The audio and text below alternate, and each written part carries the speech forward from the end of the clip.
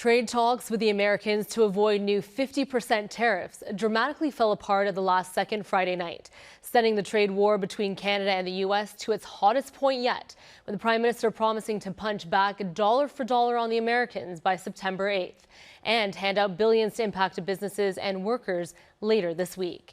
Our Mackenzie Gray joins us now from Ottawa to break down Mark Carney's Saturday press conference and what's next in the trade war. All right, Mac, you were at the press conference with the Prime Minister this past weekend. What did he have to say about what happened?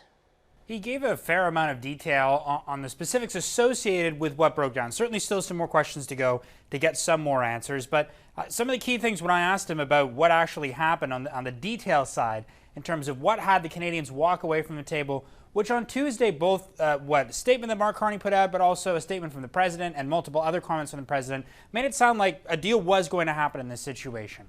The first thing was changes to autos. It looked like, according to the Prime Minister, there was not going to be tariff relief for medium and heavy duty trucks. That's important because Canada builds a number of those trucks here in Canada. The Ford F-Series, a 250, 350, those are going to be trucks that are going to be built at the Oakville Ford plant in the coming years. Those tariffs would not have gone down from 25% to 15%, which is what the offer was on the table for other types of cars. We should point out that the auto industry insiders that we had spoken with, who had also spoken with the Carney government, had told them that that tariff level that the government was set to accept, by all accounts, was going to be devastating for them, that plants were going to close if that was the tariff level associated with that. The Prime Minister also saying there were going to be changes to Canadian culture. He equated that to an attack on Canadian sovereignty. We don't have details on that yet. One thing we do know that the Liberals were willing to give up in these talks was ending the Online News Act, which gives about $100 million to broadcasters and to print organizations from Google in exchange of basically a law there that forces these large online corporations to give media broadcasters and print organizations some money. The other thing on the table, too, that the Prime Minister said was that the Americans were attempting to limit who Canada could do free trade deals with, certainly needing some more clarification on exactly what it means there. In the current CUSMA agreement, there are rules around countries having to notify other countries in that deal. So if Canada was to enter into a free trade deal with a non-market economy, that language by trade experts has largely been viewed as Canada entering into a free trade deal with China, as an example, that they would have to tell the Americans or the Mexicans about that. But there are no limits in those free trade deals, in the current free trade deal, about doing something with another capitalist economy, as an example. So those were the three key things that the Prime Minister outlined in terms of the issues that came through there. We should point out that sources we have talked to have said that there was basically a framework of an agreement on Tuesday. Then Commerce Secretary Howard Lutnick got involved in the talks. He believed that the Americans did not have strong enough terms and then made other demands on the table, which changed the calculus for the Canadians in this situation.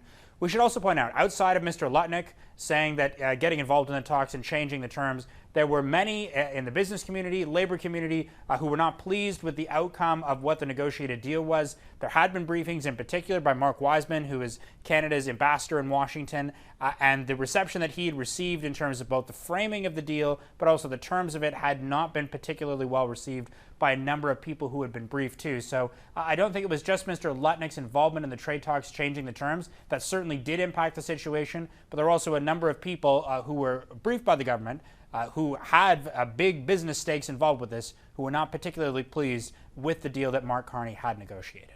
All right, Matt, tell us more about what the American response has been to the Canadians and their reasoning for why a deal just wasn't reached. Yeah, they're saying that Canada has walked away from a deal that had basically been agreed to before. They're not going with this thing that we've heard from the Canadian side, that Howard Lutnick's involvement had really changed things. They're saying, look, that we were going to give Canada the best terms of any country, that there was also going to be softwood lumber relief. That had been something the Americans had not wanted to give in on. It looks like from the American side that they were willing to drop the 232 tariffs. Important on softwood, that was only 10%, so it would have brought tariffs down to roughly 35%. There's countervailing duties at the 35% level that were not going to be moved, so tariffs still would have been high in that situation. Look, we should point out, from the Americans' perspective in saying that Canada was going to have the best deal out of other countries. That's not the case. The UK has a 10% tariff rate. Canada was not going to be going down to that on any of the key sectors. From our sources, it was going to be 25% for steel and aluminum. It was going to be 15% for certain types of autos. And then, yes, those one type of tariff was going to be taken off on softwood, but there were still going to be these duties that were in place were very high. We should point out from the steel sector, they had been saying for an extended period of time, this is going back a year plus, that 25% tariffs just do not work for them. It's not economic. And that tariffs at 50% is still uneconomic, but even if it was dropped down to that level, that was not going to work for them. One thing that we were also expecting was going to be involved with some kind of tariff rate quota, which meant that the Canadian government or Canada could sell a certain amount of steel to the U.S. at a 25% rate, and then once it exceeded that, it would go back up to 50%. It was looking like that level was going to be less than the amount that Canada has historically sold to the U.S. in steel over the past number of years. So those tariffs on certain types of steel would actually have gone up to 50%. And then there were still negotiations about derivatives, which is certain types of steel or aluminum, certain products that are involved or use those things. How would they be tariffed too? It's a complicated negotiation that was going forward there. But you know, we have seen this post from the president talking about how Canada wants to have access to the U.S. economy like their estate. Talking about farmers as well too. There was going to be some movement on dairy, but not a lot.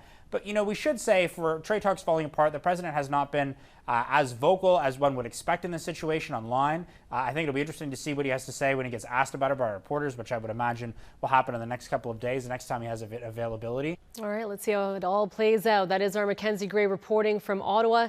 Thank you, Mac.